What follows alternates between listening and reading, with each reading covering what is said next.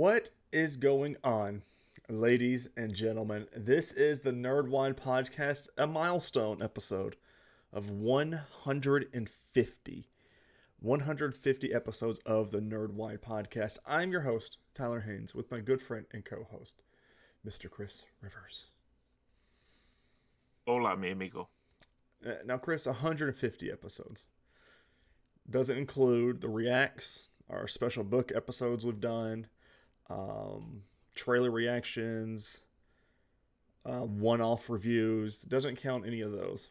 Or the Hero Cravings podcast we did in 2018, 2017. So doesn't count any of those. This is the Nerdwide podcast proper. And here we are. Yeah, I hear that and makes me tired. Yeah. 150 episodes is a lot. Mm-hmm. Especially when you consider that we've actually missed weeks here and there. Right. So it's could be back a ways. Could be a lot, could be a lot more, but quick housekeeping because it's gonna be a fun episode. We are just doing Agent Carter season 2 episode 7 and 8 recaps, and Invincible season 2 episode 7 and 8, the finale of season 2. Some fun things to talk about in Invincible. I feel like both episodes were really great. I hate. I know I've said it before, but that break that they did between the season, horrible. Like, that should not be a thing. Yeah. No. But, we'll get there. And they actually make a nod to that during episode 7, which I thought was very cheeky and very good way to do that, in my opinion. But quick housekeeping before we jump into that. Don't forget to subscribe to the YouTube or podcasting service of your choice. If you enjoy the show, make sure you leave us a thumbs up on YouTube or give us a great podcast rating, usually 4 to 5 stars, if you want to. If there's anything broken, sound, video, anything that you want to recommend, comments, a way to do that. Don't leave us a downvote or anything. Messes with the algorithm. And, if there's something rudimentary like that. If you want to do more, you can always go to patreon.com/nerdwide. 3 different tiers for 3 different monthly subscription values. Get the episodes early. You can recommend what we watch, read, talk about, that kind of stuff. That is all the place to do that, and we greatly appreciate your support. Chris, how has your week been? It's been good. Work's been, calm. And yeah, I've just been trying to relax. Still playing MLB The Show. Yeah, I've started playing Out of the Park on my laptop. Mm. So doing that, and yeah, just trying to relax, trying to save some money. So I'm trying not to spend as much. It's hard. Let me tell you, it is hard, especially when I'm in a Discord where every time there's a new Steelbook that goes up for pre-order or resale and everything, I get a notification on my phone, and it's just not fun. Okay, I didn't show it last week about the Friday the 13th. I've got the 8 movie original collection. Cannot wait. I'm going to be putting some of those into the list. Well, at least the first one into the list for a Halloween horror-thon, because I've never seen it. So you've never seen any of them? No. So I'm going to put one in there and hope it gets picked. And if it doesn't, I'll probably just watch it on my own anyways, just because I do want to watch it. But man, my week's been back to normal, I guess. Still real busy at work, but more manageable this week finally. I was able to work from home 2 days this week. That was real nice. So I'm hoping to do that some more. I need to take some time off soon because I am feeling really burnt out and exhausted. So any time for myself. Yeah. So hey, I got a suggestion for you though. Oh no. I think we may have to force that Friday the 13th watch. We normally start in September with our Halloween stuff. And in September, there is a Friday the 13th. Oh, see, that would be the perfect time. That might have to be like one of those lock ones we do. Yeah. Deal. I'm about that. Okay. Because that'll be 3 days after my birthday too. It depends what the weather's like. We might just have a bonfire and because I got a projector screen now, and put it out back. Yeah. Something to think about. Have you watched anything this week? I've just been staying current on some of the other shows that are coming out. Some of the network stuff. We finally finished Suits. In Yeah. this household, finally.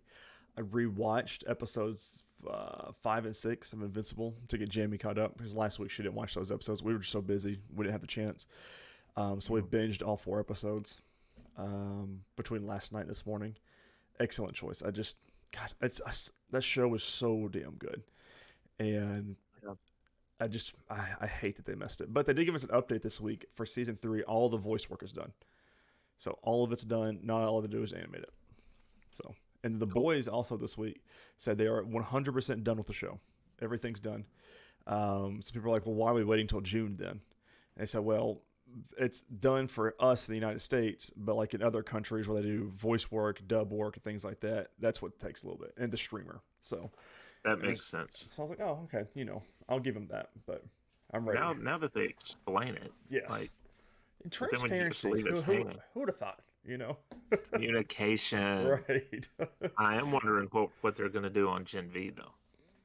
Oh, we lost a cast member. Yeah, they said it's production has been paused. What they say indefinitely, or suspended. I think is what they said. So were they filming? I think they were writing for it because it was going to be a boys season came out, Gen V came out, boys season came out, Gen V came out, and they were all moving plots forward throughout that. Right. Which I was all about, but I'm very curious to see how that happens now. So, because he's a pretty big and integral and main character of the show. Yeah. So, just unfortunate. All right, but what's not unfortunate, or is it? Agent Carter, season 2, the final season, might I add, episode 7. I don't have a title for it, but we're going to diskingdom.com by Paul Washington for the recap. Frost is in a press conference, confirms that Chadwick and members of the council died in a boating accident while Carter and Sousa watch on from the crowd. They think that Dottie is still alive and know that Frost killed the rest, and Jarvis is trying to fix the transponder in Dottie's necklace. Peggy and Daniel all decide they need to talk about the relationship. Not all. It's sometimes these authors from 2016 just don't write it how I would have wrote it, but that's is what it is. Anyways, hopefully they've evolved. Yeah. Masters is preparing to torture Dottie. He tells her a story of a Nazi wife who used to skin prisoners that her husband had captured. But Dottie has done things to herself that are far, far worse than what he can do to her. Dottie knows he is frightened of Frost, though, and Masters injects Dottie with truth serum, but of course doesn't do anything to her. Listen, this is pre-Red Room here, and they tortured her. She said, I've done things. I've pulled out my own fingernails, pulled out my own teeth. Nothing you're going to do is going to do anything to me. She said, truth serum? Really? And I was like, Dottie's such a character. I'm curious to see where we go from her. It would take a while, I would think, to build up an immunity to truth serum. Right. Just micro doses is all it does. And I guess if you ate it for breakfast all the time and I don't know. Instead of milk, you put truth serum in your cereal. It gets a little expensive, but it works, Wilkes and Ava preparing their planes for the containment chamber, but Wilkes is losing his grip and fades out, only to return just as Peggy arrives. Jarvis has finished repairs on the transponder, but is not getting any signals. Peggy is sure she is out of range. Wilkes doesn't think Dottie should be saved, they should activate the neurotoxin instead. He apologizes as the Zero Matter is starting to take control. Still not getting anything out of Dottie, Masters brings up Dr. Fenhoff, but she still does not crack. Manfredi arrives and commands Masters to see Whitney. She confirms that Manfredi and the Maggia are taking on security. She has another job for Masters, collecting the rods from the original test from the Black Matter. Dottie's interrogation will be continued by Frost.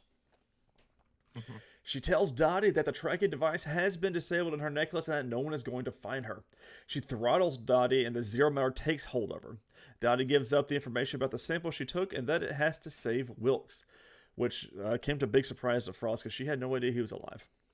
So, right, which is weird because when she sends him, like Wilkes sends him, but we see like this episode and mainly so this next episode, 2 different types of dark matter are affecting them. It's kind of Agents of S.H.I.E.L.D. I love it. The containment chamber is ready and Wilkes enters. While Jarvis switches it on and Peggy enters the sample, Wilkes becomes tangible again and immediately kisses Peggy, even though his eyes turn black. The transponder then starts to give off a signal. She informs Sousa about what's happening, but he pretends he is speaking to his mother as Masters is in his office having a conversation. Masters confirms that the uranium has been stolen, that Sousa needs to find it. It's his top priority. Peggy says she will find Dottie, but Jarvis feels it's a trap. Peggy already knows this, though, and Jarvis has a device called a jitterbug that will knock people out in a radius but will not harm them. Anna knows they are testing the device and is scared for Jarvis, but she knows that Peggy needs him. Sousa gives no promises to Masters, who tries to tempt him with more power, but Sousa has no interest. Jarvis and Peggy travel to a ranch which belongs to Chadwick, and Jarvis brings up the kiss and warns Peggy about what can happen with Wilkes and Sousa. They arrive at their destination at night, and Jarvis delivers the jitterbug into position. They are spotted, but Peggy takes the guard out, but his gun fires and alerts the rest of the guards. Jarvis sets the jitterbug to take them out, but it fails to work, and they are captured to take them to the same room as Dottie. All the while, Anna and Wilkes are having an awkward dining dinner together, oblivious to what is happening on the other part of town. Peggy and Dottie argue as Dottie confirms she handed over information to Masters. They have both begun to escape from their bindings. Anna and Wilkes talk about the dangers of what Peggy and Edwin get involved in, and Anna preferred when Jarvis didn't tell her what was going on. Wilkes doesn't really know what all is happening. Jarvis gets free, realizes he put the code in on the jitterbug for the delay detonation, and then of course it goes off. Peggy, Jarvis, and Dottie escape, and Peggy knows something is off with Dottie, who confirms it was a trap, but not for them. Frost arrives at the Stark estate, and she finds Wilkes and tries to use a zero matter on him, but he immediately absorbs it. He gets out of the containment unit, and Frost tries to convince him to join her, but he doesn't want it, and she says they can help each other as they need zero matter, that she wants him to change things for the minorities. Manfredi distracts him, and Frost knocks out Wilkes. Sousa calls Anna to find out if Peggy and Jarvis have gotten back, but she says no, and she is worried. Sousa says he will be there as soon as he can, and he leaves, but he gets jumped by some Magia goons. Anna tries to stop Frost and Manfredi getting away, but Peggy and Jarvis pull up just as Frost shoots Anna. Peggy and Jarvis take Anna to the hospital, and she needs immediate surgery, and Peggy tells the officer she has a prisoner in the trunk and to keep an eye on the car. As Anna goes into surgery, there are shouts that an officer has been shot outside, and we find out that Dottie has escaped and left her necklace behind. Shocker. Sousa goes back to the office to find Masters waiting for him. Sousa tells him he doesn't think they can find the Roxxon rods, but Masters takes over the LA branch of the SSR. Peggy tries to contact Sousa, but Masters answers the phone. She goes back to Jarvis while Anna is still in surgery, and Peggy holds Jarvis's hand. Pretty decent episode. So sweet at the end. Yeah. I was not expecting Anna to get shot, though, but we've got to have some sort of... what was word I want to say? Like a civilian casualty. Yeah, we'd have a casualty. And it's sweet old Anna. I knew something was going to happen, though. But as soon as, I was like, oh, it's not a trap for Peggy, I was like, oh, they're going to get them. So glad she's, not immediately hurt, but... All right. Episode 8. We open to Anna hearing Jarvis discussing a mission we saw in Season 1, learning that we were in a flashback. He tells Anna about Peggy and that for once, Howard actually has respect for a woman. Jarvis tells Anna that Peggy won't interfere with his and Anna's life, but she tells him not to make promises he can't keep. Back to present day, and Jarvis is keeping vigil beside Anna's hospital bed, and he is trying to get the radio shows tuned in, but can't get the radio to work. The actor that plays Jarvis acted his ass off this episode, and was so good. And I doubt he got an Emmy back in the day for this, but he should have, because he was on it. This whole episode, you could tell he had inner demons he was struggling with, and I don't feel like anybody noticed it really. Peggy kind of did, but that was it. I'm gonna look up and see if he got an Emmy, because he needed it. Let's see. Just as Peggy walks in, Jarvis smashes the radio. Peggy assures him Anna will be alright and tells him to collect another radio from Stark and some personal effects for himself. Whitney Frost has Jason Wilkes handcuffed to a chair where his timing is how long it would take for him to fade from existence. She promises to let him go when she has learned everything she can from him. He tries to stall her by offering to write some notes for her, but she knows that he's just trying to stall. He tells her he hopes to eventually fade away completely, but she believes if they work together they can solve this, but he wants nothing to do with her. She asks him whether he hears the same voices as she does, and he confirms that he does. James Darcy did not get an Emmy Shocker. for this. It's an MCU curse, is what I say. Sousa Yeah. arrives at the Stark household where he finds Anna's blood. Peggy arrives and lets him know what has happened, and Sousa gives her the information about Masters. Peggy wants to swap the uranium rods for Wilkes, but Sousa warns Peggy about Frost being with Manfredi. They pay Manfredi a visit, who is cooking dinner for his Nana. Peggy and Sousa take out his men in the background. I thought that was a good scene. And then he immediately goes, "Oh, dinner for two it is, or extra dinner for two." Um, Thompson, out for a drink with a British friend, takes a redacted file from him. As his friend enters another bar, Thompson walks away completely sober and reads the file using a device. It is about Peggy's brother, which we learned in season 1. Peggy and Sousa give Manfredi a warning about Frost. He tries to get rid of them, but they threaten to tell one of his allies that he is the one who turned over state elements. He promises to give Frost a message. Frost and Wilkes continue to discuss whether to embrace the Zero Matter or destroy it, only stopping when they hear the voice. Manfredi interrupts, passing on the message that Carter is willing to trade the rods for Wilkes. As Jarvis is making promises to Anna, she wakes up and again informs him that he should not make promises he can't keep. He kisses her and runs to get the doctor. After he rings Peggy to let her know that Anna is awake while Anna is being checked by the doctor exits Anna's room and tells Jarvis that Anna won't be able to have children. He tells the doctor he will tell her but cannot bring himself to do it. They get Dr. Samberly to make some fake uranium rods. They get ready to take them to Frost, but Jarvis arrives. Peggy orders him back to Anna, but he refuses. As they are arguing, they receive a message from Howard, where Samberly looks at it. He has realized the plans for an energy cannon, which could get rid of Zero Matter. With Samberly building it, Jarvis fills in as the driver. As they leave, they are stopped by Thompson, who shows Peggy the file. And of course, Peggy claims it's a fake, and then Peggy says Thompson is better than this. Whitney and Manfredi are waiting for the exchange. Manfredi claims that Frost is more beautiful with a crack on her face as it shows her power. Peggy and the team arrive. They pass the rods to Frost, and when they are checked, the register is real. The rods get dropped, and Frost realizes that they're actually fake. The team make a getaway, but Manfredi's men start following. Peggy tells Wilkes about the cannon, now known as the Gamma Cannon, and Sousa wonders why Manfredi's car isn't actually catching up to them when Wilkes makes a move for the containment chamber and pulls a gun on Peggy.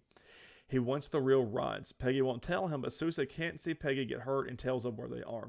Wilkes phases through the van wall and is gone. Masters is pleased with what Thompson has delivered, but Thompson isn't sure whether the file is real or not. They're interrupted by a phone call, and Masters orders Thompson to leave, but as he does, he picks up another phone and listens in.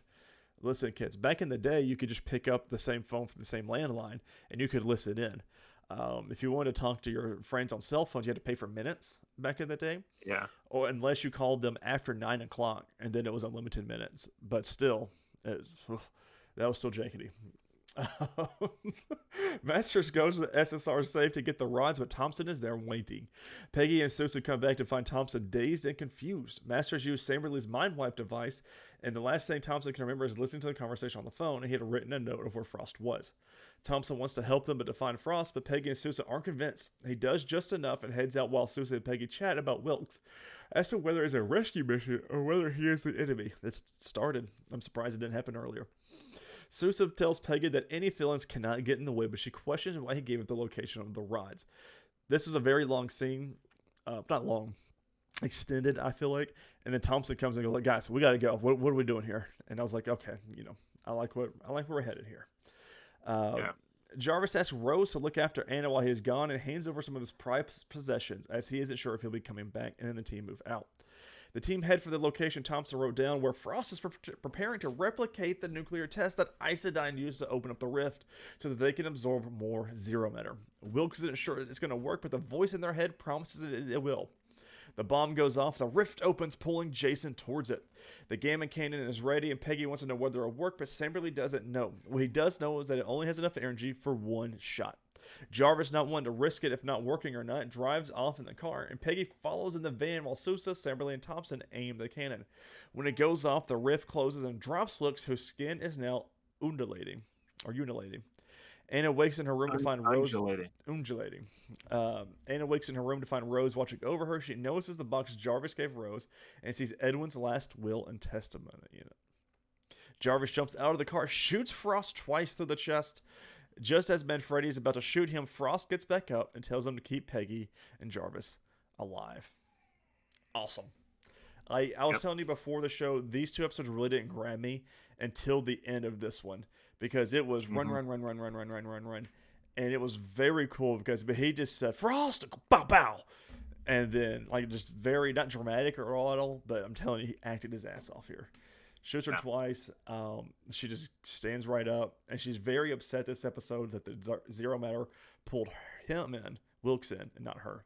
I was like, that's what you get. You were just there. So that was it. So, all right. She'll get over it. Yeah, they'll be fine. Yeah, we'll see what happens next week. Yeah, you never know. We got 2 more episodes. Next week will be our series finale of Agent Carter. Ooh. Yeah. I'll text Haley Atwell, see if she'll come on the show. Okay. Invincible season 2, episode 7, titled. I know I have a title for it. I'm Not Going Anywhere. We're going to Collider.com. This one's by Nate Richard for our recap. Penultimate, blah, blah, blah. All right. Episode 7 opens with Mark and Amber attending a Comic-Con where the former is visibly uncomfortable with a number of people cosplaying his superhero alter ego, as well as some of his rivals.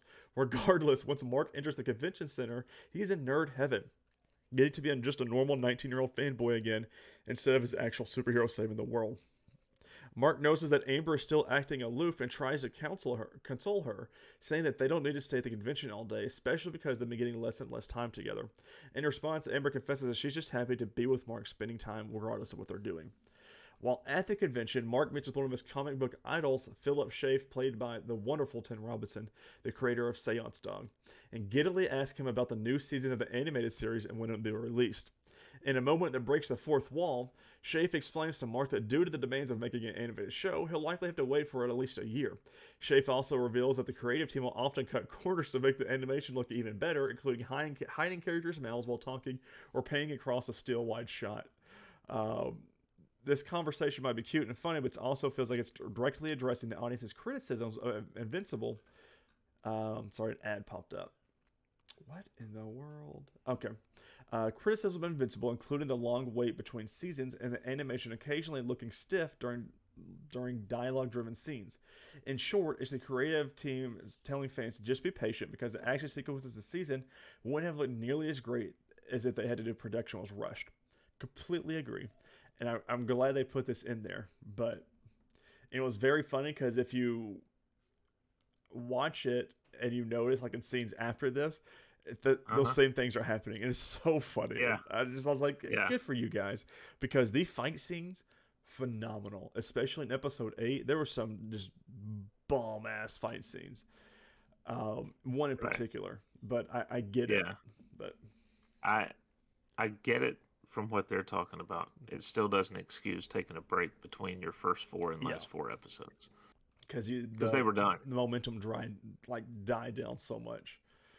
The episodes were finished. They were in the can, so there was no reason to really break. I wonder if it was an Amazon decision. Probably, it's some executive saying, "Oh, this is why we need to do this," and I don't know. So we'll see. I mean, they're already signed on for season 3, and they said this week that they are done with the voice work for season 3. So, which is half the battle, I feel like. Yeah. So. But continuing on, Mark and Amber's date is soon disrupted when Mark receives a call from Eve that Rexplode has escaped from the GDA hospital and has gone on a mission by himself, cutting off all contact with the other Guardians. Mark reluctantly leaves Amber behind at the convention, finding Rex beaten by a tentacle monster in a warehouse and attempts to assist him. The deviant Rex, against all odds, manages to take out the creature himself, which impresses Mark. They have a conversation reflecting on their recent struggles, which causes Mark to bring up his dwindling relationship with Amber. Rex promises Mark that the Guardians will cover for him the next time he has a date with his girlfriend. I thought, Rex used to be the biggest asshole. And ever since when he got a bullet through his head and everything, he has turned a new leaf, and I love this new Rex. It's so good. And Jason Mantzoukas, phenomenal actor. I love him in everything he's ever been in that I've watched, And even in this, he changes, he pivots the way he says things and changes his character to let you know his character has undergone growth, and just by his voice, it's so cool. all it took for him to grow was a bullet in the head. I mean, Like, that would change a lot of people. You think, you know? I'm just glad it didn't take something extreme. Correct. You know, anything out of the ordinary for him. Right. Back at the Guardians base, we learned that Rudy has created a robotic suit for Amanda slash Monster Girl that will allow her to still fight crime without having to transform. However, Amanda angrily refuses Rudy's gesture after he says, "Let me fix you," professing that she is cursed, not broken. Bulletproof and Black Samson watch the two from above, with the latter revealing that Shrinking Ray is still in the ICU, but is expected to make a recovery. Bulletproof expresses that he has begun losing faith in the superhero team as each of the members' personal struggles continue to stack up without an end in sight. Very cool scene between the two members here. And like kind of a, hey, this is what everyone's kind of going through. And we'll go from there. The Immortal isn't doing much better as the physically unbreakable man has been mentally shattered by the loss of Duplicate. While talking with Cecil, he attempts to resign from the Guardians, claiming that he is unstable and incapable of the job. Cecil refuses the Morning Hero's request and gives him a leave of absence instead. Meanwhile, at Upstate University, Rick is still having recurring nightmares about being kidnapped by D.A. Sinclair. William tries to comfort him, but Rick rejects his advice, expressing that he doesn't know what's worse, being transformed into the Reaniman by Sinclair or being put back together by the GDA scientist. Donald attempts to resign from the GDA as well, but much like he did with the Immortal, Cecil refuses this request. He confesses that it wasn't his decision to erase Donald's memories. Donald is then shown top secret files where he discovers that the incident with the Omni-Man wasn't his first time dying and being rebuilt, and that he chose to have his memories erased. It was not this first, 5th, 10th, 20 times. I mean, he's been rebuilt way too many times.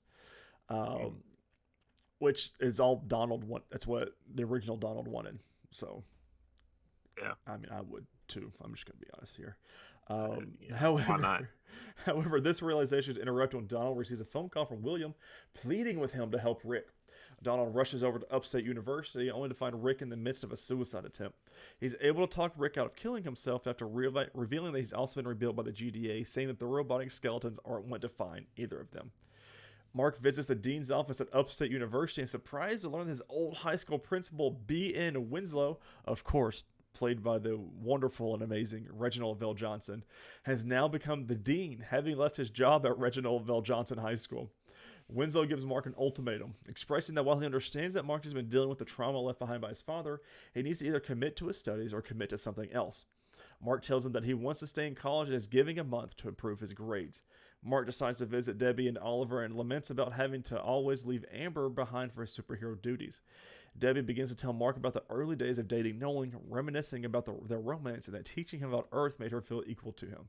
She reveals that she struggled to raise Mark as a baby due to Nolan's constant absences, questioning if it's a relationship when she still feels close. She's questioning if it's a relationship when she still feels so alone. This is when this episode starts going bonkers, and I loved it.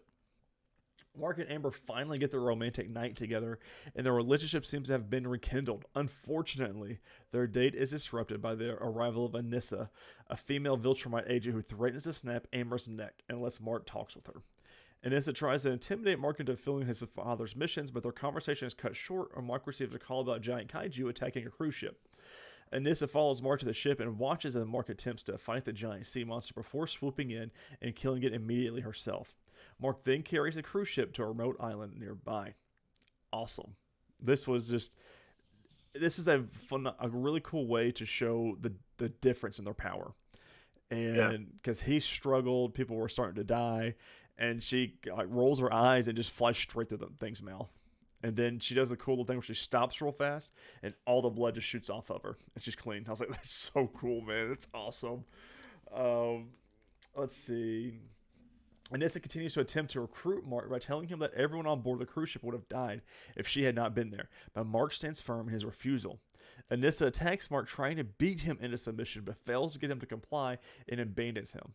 Cecil arrives and tells Mark that until the Viltrumites' invasion plot is halted, he can no longer take days off. Which makes sense, because, I mean, you get this whole race of people trying to take over, but, Instead of just having Anissa and Mark have a battle of the fisticuffs, the unpredictability of this set piece is a major highlight. Having the two reluctantly team up to fight a kaiju makes this confrontation feel vastly different from many of Mark's prior battles.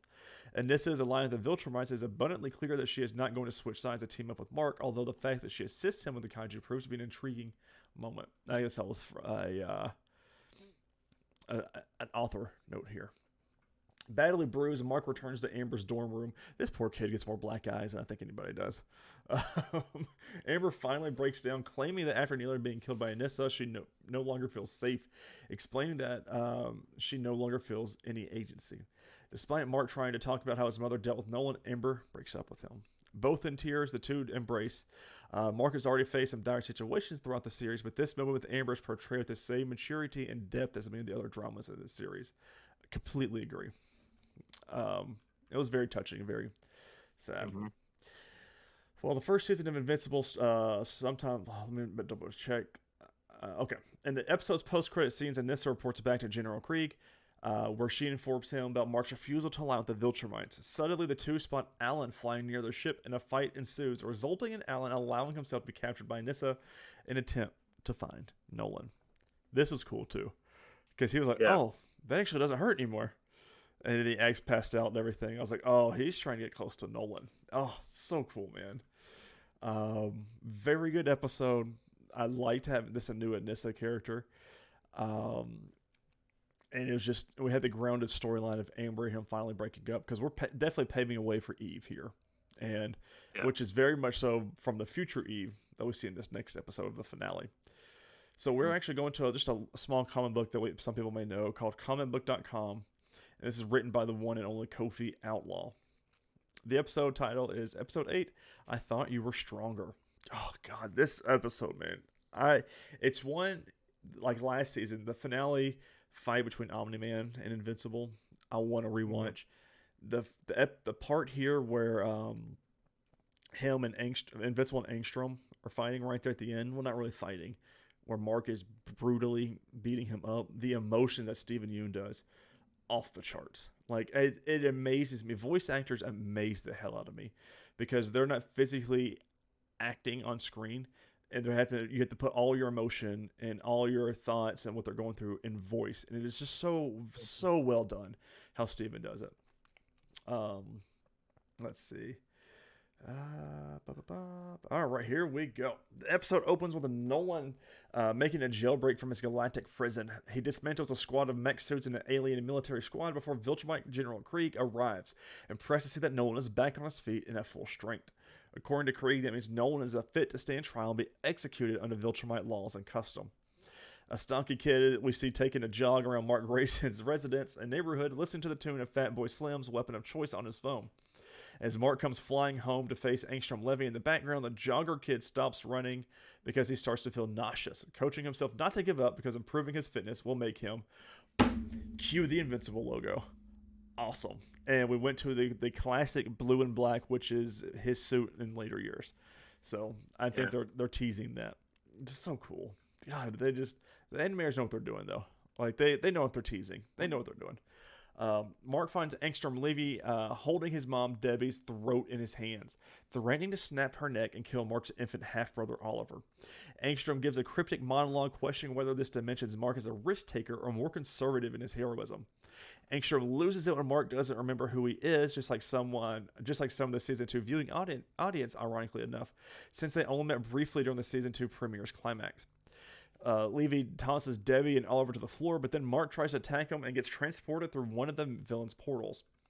Mark finds himself in a dimension ruled by talking dinosaurs. A pack of T-Rex raptors are dumbfounded to see a surviving Homo sapien, thinking they're all extinct. The dinos quickly turn from intellectual curiosity to bestial hunger, as human is no longer a delicacy for them, especially ones that fly with invisible wings. Mark tries to make a hasty escape and jumps through the first portal Levi opens for him. This is really cool. There's a lot of cool cameos and nods to things in this, and I love it. Back in his home dimension, Levy, I knew it was going to do it to me, and I had it in my head before we started the episode. Angstrom comments that Oliver exists in Mark's home dimension, marking it as a distinctly different. Angstrom tosses Oliver away, and Debbie makes a leaping catch to save the baby while Mark attacks Angstrom and ends up getting ported again. This time, Invincible lands in a dimension with a Spider-Man variant with an A insignia, presumably for Arachnid, who is having an alleyway fight with Doc Ock variant Professor Ock. And this is I want to know if you caught on to this, because the actor tweeted this out, so I didn't catch on to it until after I saw this. Invincible accidentally tackles Professor Ock, but mistakes the not Spider-Man as a villain until Professor Ock recovers and surprises attacks Mark, while Spider-Guy, voiced by the very talented Josh Keaton, who plays Spider-Man in just about every animated series, cracks wise about the mix-up. It was so funny. And he even says something about too many multiverse movies and things like that. And he said, I've been through this before. It's so funny, dude. Back at home, Angstrom loses it on Debbie for lying to Oliver that things are going to be okay, but then brings Mark back for another round of fighting. He threatens to send Debbie and Oliver to a horrific place if Mark attacks them. Mark changes tactics and tries to reason with Angstrom, reminding him that he was originally a good man who wanted to save Invincible from the Mahler twins. Angstrom's brain clearly starts to unravel as memories from all the different variants he absorbed collide, forcing his original malevolent self to feel the pain of all the Angstroms who suffered under the fists of evil Invincible variants. With so much pain and trauma clouding his thoughts, he gets enraged all over again and starts another round of attacks, sending Mark off to another dimension. Angstrom starts to remember how he sacrificed himself to save Mark in the Season 2 premiere. However, he also remembers horrific lives where evil versions of Mark killed him and his allies, or one particularly dark universe where Invincible slaughtered Angstrom's son in front of his eyes. Angstrom sees other visions of where his wife, fellow policemen, and fellow humans all died in the Viltrumite War. The montage of realities reveals just how many Mark turned evil in, and why Angstrom cannot let the feud go. Too many versions of himself can never let it go. Sterling Brown. I hate that we only had him for 2 episodes. Because, dear God, can he just sell a scene and sell so many different character scenes. God, it's so good. Oh, man. Yeah. Mark gets warped back to his house and tries the new strategy of simply avoiding Angstrom's portals. However, Angstrom takes out a knife and throws it at Debbie and Oliver, forcing Mark to catch it in midair and tumble into another portal. Mark arrives in a dystopian version of his neighborhood and hurls the knife away in frustration. That sounds the alert for the horde of zombies in the area who all come looking at Mark as a tasty meal. Very Walking Dead-esque. The whole time, that's what I was thinking of. Which is very funny because Stephen Yeun and Walking Dead. Back at Mark's house, Debbie fights against Angstrom, cutting him with a broken shard of glass. Mark is brought back to the portal and uses a battering ram against Debbie and Oliver, barely dodging in time before he gets ported away again. Debbie tries a new tactic, getting in Angstrom's head. Angstrom comes to her saying that in many universes, Debbie joined Nolan and Mark in destroying the world. Debbie counters that Angstrom is unraveling because in this universe, he became the villain instead of Mark. That line of logic makes Angstrom snap, and he literally snaps Debbie's arm in half, manically threatening to make her, Mark, and Oliver all hurt. Very brutal, man. Poor Debbie. She just cannot catch a break at all. A montage shows Mark stranded in multiple different dimensions. At a campfire talk with strangers, he reveals that he's been through so many portals and experienced so many variations of time that he can no longer keep track of how long he's been lost or what's happened to his mother and brother.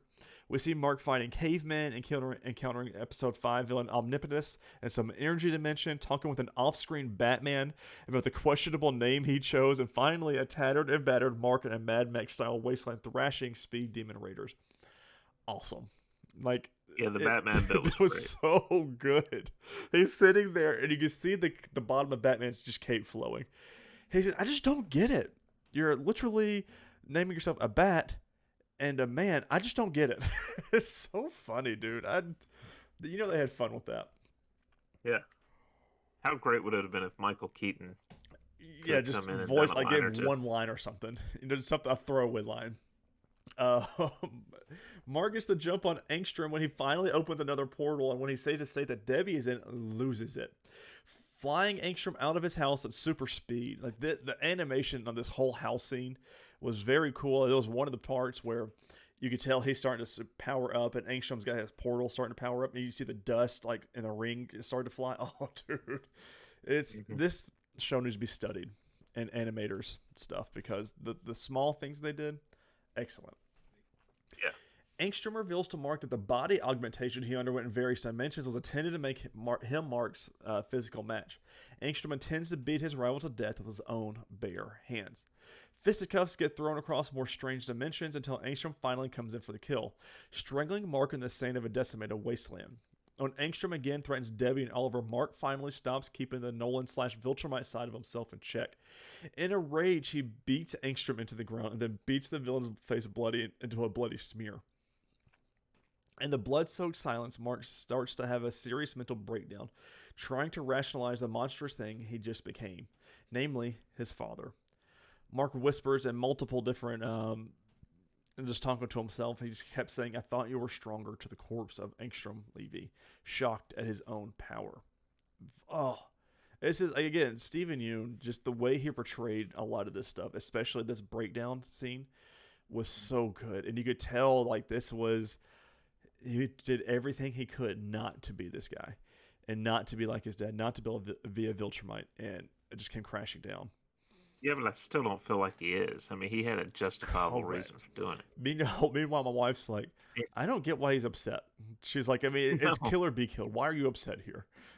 So I'm like, kid's 19 years old and just took a life. He thinks if he kills, he's going to become like his father.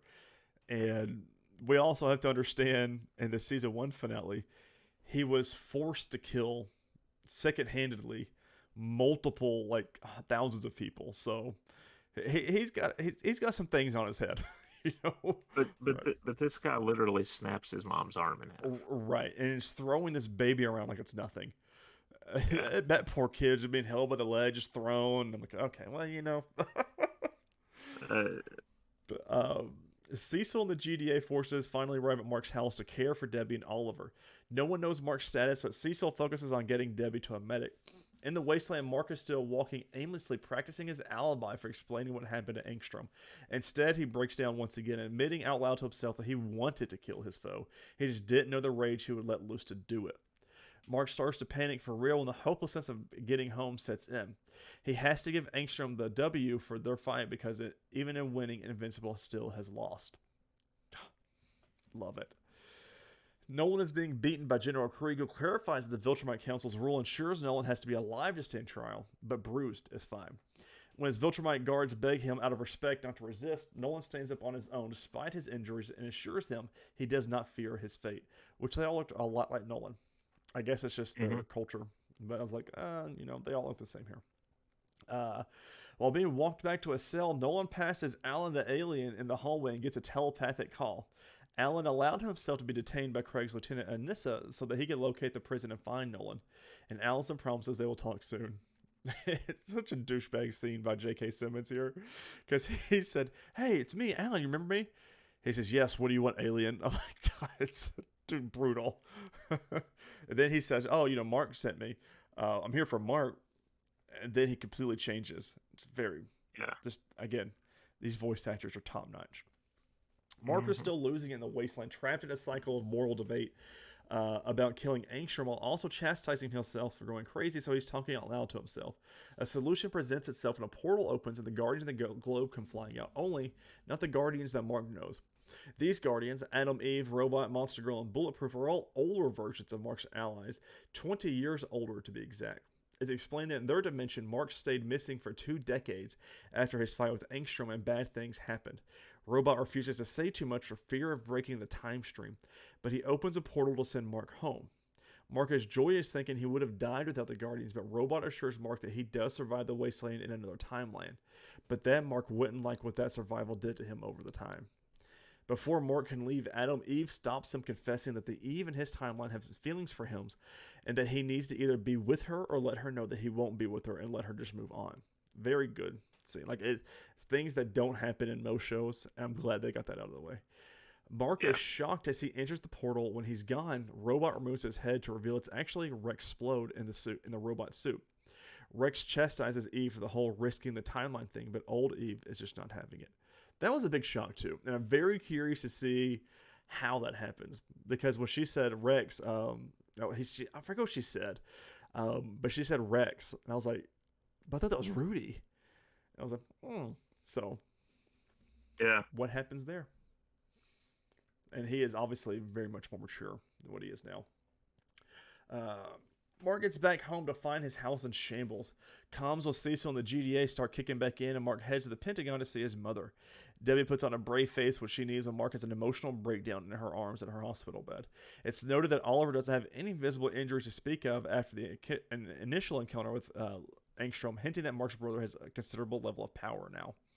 Mark is still doing circles around his own moral compass, but Cecil tries to talk him off a literal ledge. He assures Mark that he's not Nolan, but Mark points out that Cecil wasn't in the wasteland when he killed Angstrom, so he doesn't really know how much like Nolan Mark's starting to become. And Guardians headquarters, Monster Girl / Amanda and Robot / Rudy finally have the talk about Rudy's obsession with curing Amanda's monster power before she de-ages too much from the transformations. She asks that he be more humane and compassionate rather than analytical. Amanda also goads Rudy into asking her out on a date, which she accepts. And the Arctic tundra, the Immortal, is seen coming back to a shack of solitude with several days' worth of fish on his back. Inside the shack, the Immortal finds Duplicate waiting for him. Kay confesses to being so scared of seeing duplicates die over and over and over again that she kept her original form hidden from everyone, living life through her copies. When Kate starts to break down, Immortal grabs her in a big tight hug, telling her it doesn't matter what she did or why, he's just happy she's there and alive. Genius. So damn smart. And Jamie and I started talking about, she goes, I mean, that's honestly a great power to have. Because if you just kept your original self hidden, no one would know and you would never die. Right. Awesome. I mean, it's just so smart. I don't know why I never thought about something like that. Two women are seen pulling in Indiana Jones on an ancient Egyptian temple. Once inside, they track the one girl's father's path to a big coffin where he died. After releasing the spirit of an ancient Egyptian pharaoh, the pharaoh is quickly thrown off by the fact that the two potential human vessels in front of him are both women, a gender he cannot inhabit. Then both women look at him and let him know how rude and sexist he is. Very weird. Like, I did a little bit. This whole scene, sure it pans back to the season 1, but I was like, did we really need this time on animation and stuff like that? Maybe something for in the comics it's a big thing, but here it's like this was not needed. No. Personally. A montage set to the tune of Michael Kiwanuka's song Final Days. It shows Mark doing pained speed bursts of flight, replaying old memories of his dad in season 1 footage and the complicated role Nolan has had in his life. Mark spies on his ex-girlfriend Amber from the sky, but leaves before she sees him. I want to say this here. I wish this part was the very first scene of season 3.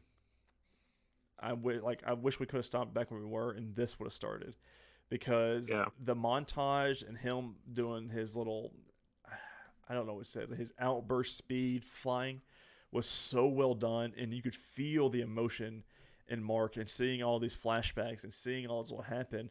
I was like, oh, this would have been a great way to start season 3. I agree.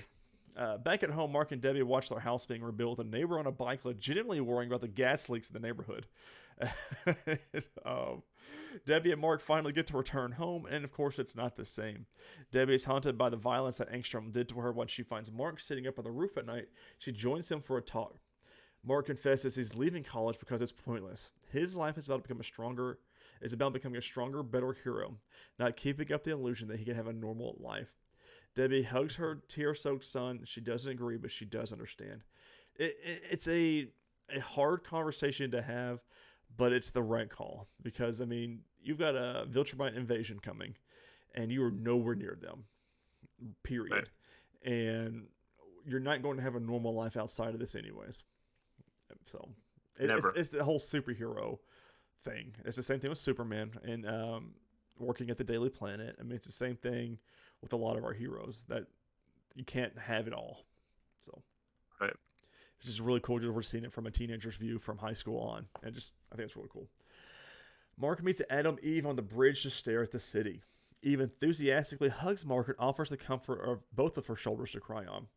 Mark starts to make the romantic gesture of holding her hand and acknowledging their mutual feelings for one another, but he stops short.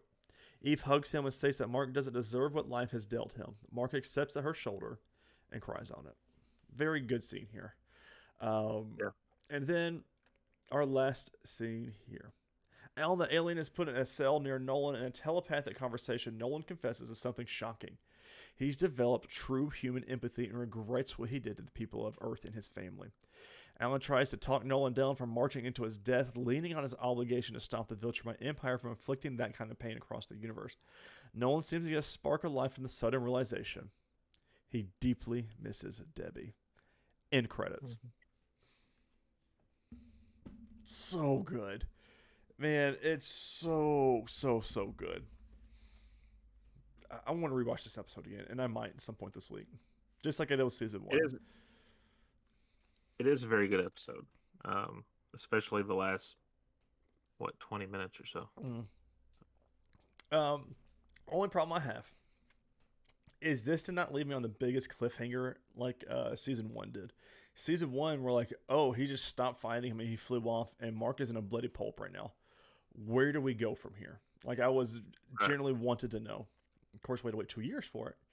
But this one, I'm like, okay, so we've got the Viltrumite invasion looming. That's about all we've got right now. And Mark needs to get stronger. Right. So, what else? And the prison break. That's eventually going to happen. So, Invincible season 2, man. Done. In the books. I want to read the comics. Eventually, I'll break down and buy them. Like the omnibus. And actually start reading through them. Because apparently a lot of them are 1-to-1 of what's happened. Again, it's going to be one point. Do I read ahead so I spoil myself? Or do I just wait and just watch for the show kind of thing? We'll see. Releases this week for TV. Wednesday, April 17th, The Circle returns on Netflix for season 6. Another good reality TV show for all you people out there. But I'm done talking for a minute, Chris. Yeah? I'm done. I feel like I've talked for 50 minutes, 51 minutes and 44 seconds to be exact. And that's all I'm saying. That's a lot. So, we don't have a movie to review this week. We're going to have one next week when we're going to watch and review Poor Things, which we didn't get to see before the Academy Awards. Mark Ruffalo, Emma Stone. Yeah. I think it was in that. So good cast. So did you watch anything else this week? Not this week. Yeah, I didn't just our TV stuff. New releases this week: Rebel Moon Part 2, The Scar Giver on Netflix. Which the first April one flopped. Zack Snyder. Yeah. So I think they'd already committed to a Part 2, so yeah, they probably filmed it back to back. Can't not release it, And in cinemas on April 19th, The Ministry of Ungentlemanly Warfare. Henry Cavill, Alan Richardson. There's a bunch of people. It's like a classic. What's the one that starts with the E? The Expendables. It's like one of those kind of franchises I think they're trying to start. Which it looks good. I just don't think I'll see it in theaters. Just, theaters have gotten too expensive, and I'll wait till it eventually comes to streaming. So yeah, because that's the theaters. It's more of a for theaters now. It's more of a special occasion type of like Deadpool 3. Because Deadpool 3. Speaking of, we need to get the first two on the rewatch. Yeah. So we can get those out of the way and get caught back up with those. Because the second one I've only seen once, and I don't remember hardly anything in it. Yeah. So which is next year. Mm-hmm. Next year, I think there are 5 releases in cinemas on the schedule that we will be. Hopefully, get a raise or something between now and then. It might make more sense to join the Regal Crown Club or whatever. Dude, and it's honestly, was it $20 a month? Which, for one ticket, you're already spending that. Yeah. So, I mean, if you see 2 movies out a month, it already paid for itself. Don't you get discounts on concessions? You get discounts. I think you get free merch and things like that, too, every now and then. So, I mean, it's something to look into. Yeah. In June, maybe. I'll start thinking about it. So, but ladies and gentlemen, next week, we return to our normal form of show. We got some news and things we are going to talk about. We're going to watch Poor Things. We're going to finish the series of Agent Carter.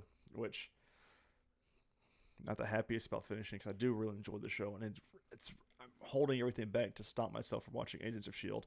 I need to finish more shows that I've started before I go back and just pause shows. So we'll get there. We'll see. I'd be thrilled. I'd be thrilled if Disney announced a season 3 of Agent Carter. Just said, hey, we're going to do this. It's going to link back into Brave New World. Like, let's do it. But thank you all so much for listening and watching. I really hope you enjoyed this episode of the Nerdwide Podcast. Let us know down in the comments what you thought of Invincible's season 2. Are you okay with waiting? Are you not okay with waiting? And just, I honestly want to hear what your thoughts on all the voice acting, because it was phenomenal. Don't forget to share on all your favorite social media platforms. If you get the word out, the more eyes and listeners we get and ears we get in, the more the show can grow and we can make a better show for you guys. And we greatly appreciate it. Social media, you can follow the Nerdwide account on every kind of social media you can think of. We're on just about everything, so just follow us there. But ladies and gentlemen, thank you so much for watching and listening for the Nerdwide Podcast, and we cannot wait to talk to you about the series finale of Agent Carter next week. Until then, stay safe, and we'll see you then. Later, guys.